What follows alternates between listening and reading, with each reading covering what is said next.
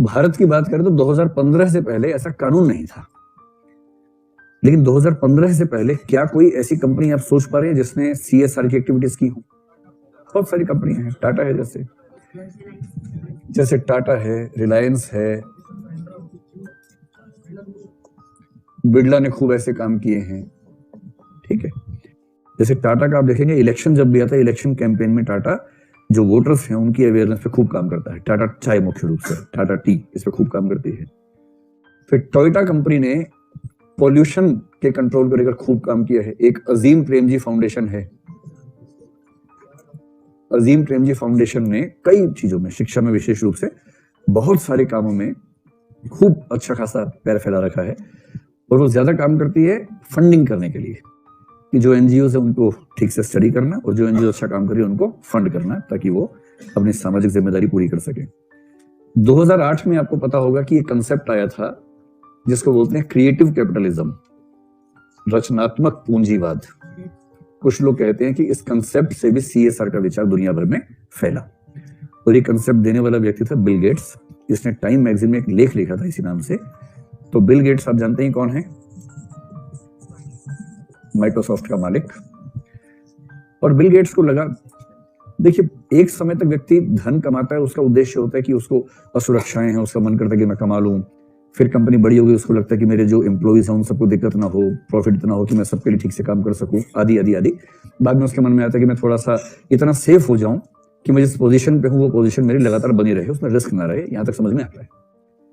एक समय के बाद जब उसकी प्रॉफिटेबिलिटी, उसके पास रिजर्व, उसके पास भविष्य की गारंटी इतनी हो जाए कि रिस्क है ही नहीं, जैसे मुकेश अंबानी सोच के देखिए, तो एक विचार आता है कि उसके बाद वो काम क्यों करता है, उसके बाद काम करने का मोटिवेशन क्या होता होगा। बिना मोटिवेशन के तो पता है आपको, आदमी ना एक गन्ना भी उखाड़ के नहीं खा सकता जब तो मोटिवेशन ना हो। कुछ मोटिवेशन तो होना चाहिए ना, उसके बिना कैसे काम करेगा।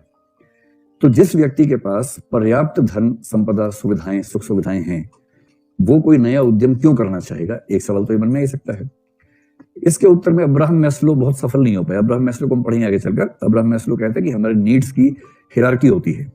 सबसे पहले हम अपनी सुरक्षा की नीड्स पूरी कर लेते हैं, फिजियोलॉजिकल नीड्स पूरी कर लेते हैं, जिसको सेफ्टी मिल गई, सिक्योरिटी मिल गई, जिसकी भौतिक जरूरतें पूरी हो गई, फिर वो सामाजिक जरूरतें और इन सब पे जाने लगता है, और अंत में सेल्फ एक्चुअलाइजेशन, या आजकल बाद में उसने एक और शब्द बोला, सेल्फ ट्रांसेंडेंस नीड्स पे चला जाता है।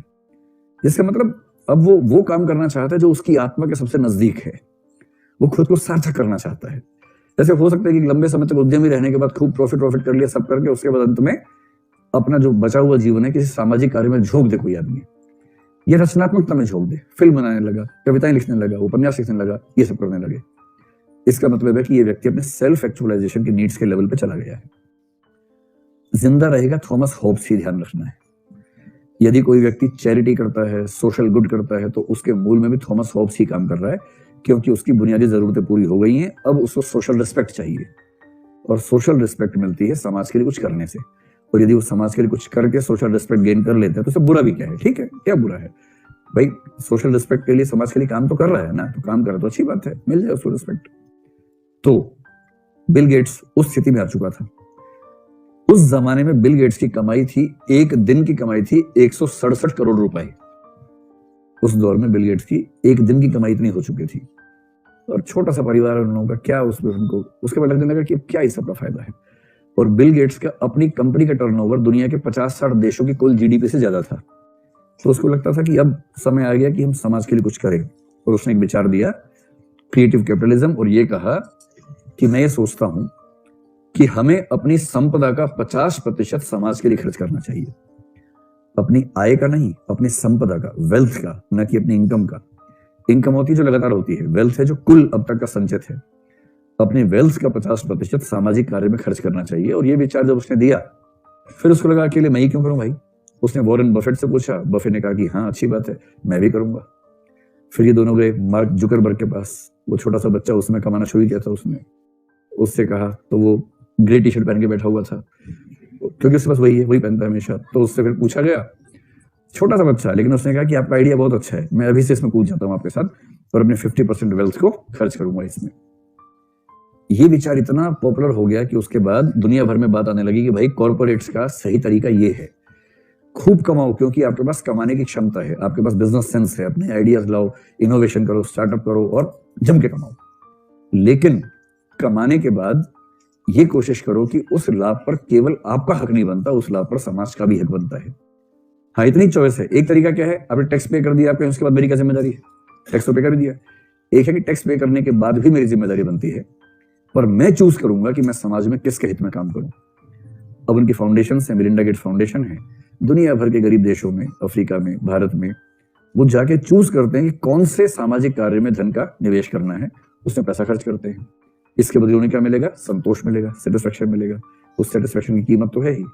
वहां भी थॉमस हॉब्स तो आ जाएगा बीच में झंडा लेके कि देखो अल्टीमेटली वही है। तो ये जो कंसेप्ट आया, उसके बाद से दुनिया भर में दबाव बढ़ गया।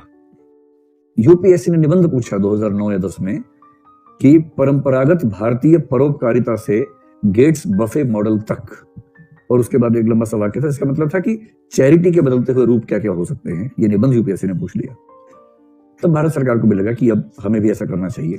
और मजे की बात है कि बिल गेट्स और वॉरेन बफे भारत भी आए, चीन भी गए, भारत भी आए। इनको लगा कि हम ही क्यों करें, दुनिया भर के उद्यमी करेंगे। भारत में एक बड़ी मीटिंग में सारे उद्यमी पहुंचे उनकी बात सुनने के लिए। इन दोनों ने कहा कि देखिए, आपका देश तो भामाशाह का देश है, आपका देश तो ये देश है, कर्ण का देश है, राजा बलि का देश है, आपका देश तो शिवी का देश है, फलाने का देश है, हरिश्चंद्र का देश है। सारी बातें हुई और फिर कहा कि हमने विचार किया कि अपनी संपदा का 50% हम समाज के काम में दें और हमें उम्मीद है कि आप भी साथ देंगे। तो भारत के उद्यमी बोले कि हाँ हम अब चलिए, हम देखते थोड़ा सा सोच के आते हैं। फिर वो चले गए, यहाँ के लोग गए नहीं पीछे पीछे। तो उन्होंने कहा नहीं, भारतीय संस्कृति अलग तरीके से काम करती है, हम आपके तरीके से काम नहीं करेंगे। जहां फंसते संस्कृति बीच में लेके आ जाते हैं, तो यहां से किसी ने उनको भाव नहीं दिया।